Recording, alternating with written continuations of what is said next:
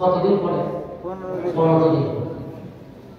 আল্লাহ হাবিব তাকায় দেখে আসমান থেকে নামতেছে। কতদিন পরে? আসমান থেকে জিবরাইল নামতেছে নিচে। রাসূল দৌড়ায় গেছে, গিয়ে একটু অভিমান, মনের মধ্যে একটু কষ্ট।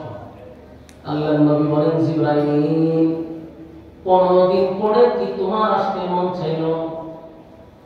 জিবরাইল 15 দিন ধরে কেন আসলি না? কোন কারণে 15 দিন আসলি না? জিবরাইল কইল, হুজুর আমি আসতে চাই, কিন্তু আল্লাহ আসতে দেয় না। জিবরাইল আসতে চায়, আল্লাহ আসতে দেয় না।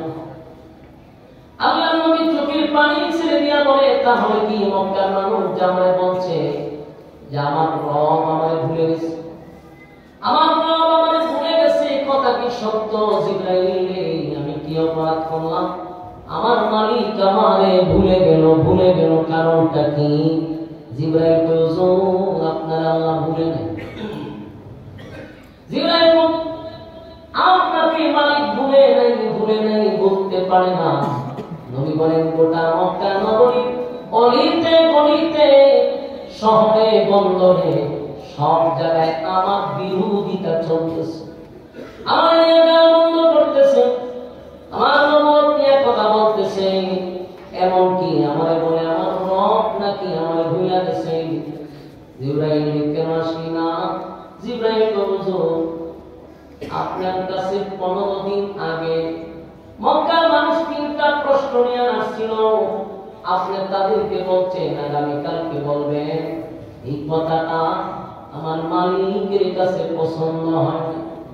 কথা বুঝতেছেন? আমার মালিকের কাছে পছন্দ হয় না। নবী গো, আপনি তো তাদেরকে বলতে পারতেন যে আগামীকালকে বলবো ইনশাআল্লাহ। ইনশাআল্লাহ শব্দটা আপনি ছেড়ে দিলেন, তাই আমার মালিক বড় অপছন্দ করছে। আমার মালিক এই জন্য আমার আটকে রাখছেন। ইনশাআল্লাহ কেন বললেন না? এখন প্রশ্ন হইল, নবী না হয় একদিন ভুলে গেল ইনশাআল্লাহ বলতে, এই জন্য কি 15 দিনই ভুলে গেছে? 15 দিন তো ভুলার কথা না, কিন্তু 15 দিনই নবী ইনশাআল্লাহ বলে নাই। কারণ হলো নবীরা ভুলে না, নবীদেরকে ভুলায় না। ঠিক ঠিক। আমাদের আকীদা হলো সমস্ত নবী রাসূলগণ মাসুম, তাদের কোনো গুনাহ নাই। নবীরা ভুল করে, এই ভুলটা আল্লাহ নিজে করান, কারণ উম্মত এখান থেকে শিক্ষা গ্রহণ করবে। যদি ভুল না করতো আমরা শিক্ষা কোথায়? আপনারা যে নামাজ পড়েন, নামাজে ভুল হলে সেজদা দিতে হবে, জানেন কোথা? আগে নবী আল্লাহ ভুল করাইছে, এরপরে শিখাইলো নবীজি নামাজে ভুল হলে কি করে সেজদা দিতে হবে, আমরা শিখছি। ঠিক না? ঠিক। আজান নামাজে বন্ধ লাগে, এটা হয়েছে তো নামাজ যদি সময় শেষ করে কাজা করবেন, এটা হয়েছে তো নবী যদি নামাজ না ছাড়তো দেখলি হইতে। এটা একটা ঘটনা।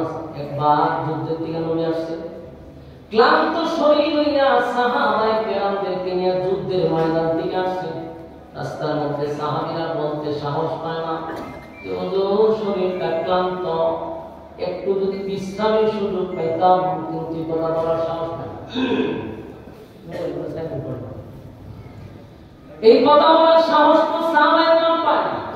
একটা অজুহাত দেখাইয়া বলে, হুজুর ঘোরাঘুরি উট ঘোরা একটু খাবার খেতে চাও। রাসূল বুঝতে পারছে যে তোমরা শরীর ক্লান্ত, আচ্ছা তো শুয়ে থাকো। রাস্তার এক পাশে সাহাবায়ে কেরামদেরকে বললেন, একটু শুয়ে থাকো, তোমরা একটু ঘুমাও, আমি একটু বিশ্রাম নিই। আর হযরত বেলালকে বললেন, বেলাল তুই ঘুমাইবি না, ফজরের সময় আমাদেরকে জাগ্রত করবি, আমরা সবাই ঘুমাই না, তুই ঘুমাইবি না বেলাল, ফজরের সময় আমাদেরকে ডেকে উঠাবি।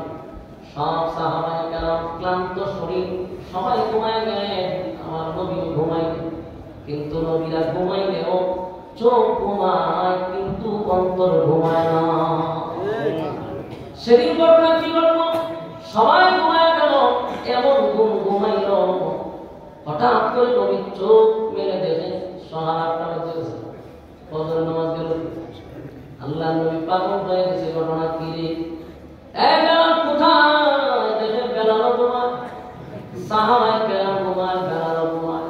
আল্লাহর নবী আশ্চর্য হয়ে গেছে, হায় হায় ফজর গেল কোথায়? আল্লাহর নবী আশ্চর্য হয়ে গেল। হঠাৎ করে জিবরাইল আলাইহিস সালাতু ওয়াস সালাম নবীর সামনে হাজির। আল্লাহর নবী বলেন, জিবরাইল, আমরা ঘুমাইলাম, ফজর কোথায় গেল রে? বেলাল রে, বেলাল রে, তোর না বলছিলাম সজাগ থাকার জন্য, তুই কেন ঘুমাইলি?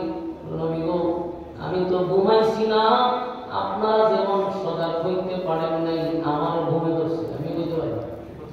আমি তো আসিলাম দারোয়ানের সাথে, কিন্তু আমি তো কখন ঘুমাইছিল না।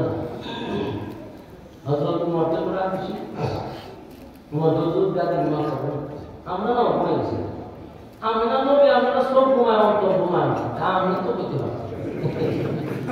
রাসূল তো কথা, আমার চক্ষু ঘুমায়, অন্তর ঘুমায় না, কিন্তু আজকে বুঝতে আমার অন্তর শুদ্ধ ঘুমাই গেল, কারণ কি? এমনি জিবরাইল আসছে, জিবরাইলের ডাক দিয়ে আবার জিবরাইলের ঘটনা কিছু না, আমরা ঘুমাই গেলাম। তুমি জিবরাইল তো আয়েশা আমাদেরকে ডাক দিতে পারতাম, আমি আসতে চাই, মানে আসতে দেয় না। এই জিবরাইল আলাইহিস সালাম বলেন, নবী গো, আপনি যদি আজকে ফজরের নামাজ না ছুটে যাইত, কিয়ামত পর্যন্ত আপনার উম্মত মুসিবতে পড়ে যাইত।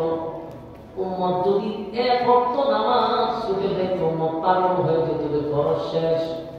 কিন্তু আপনাকে আল্লাহ নামাজ ছুটায়া দিয়া আবার কাজা নামাজ পড়ার সিস্টেমটা চালু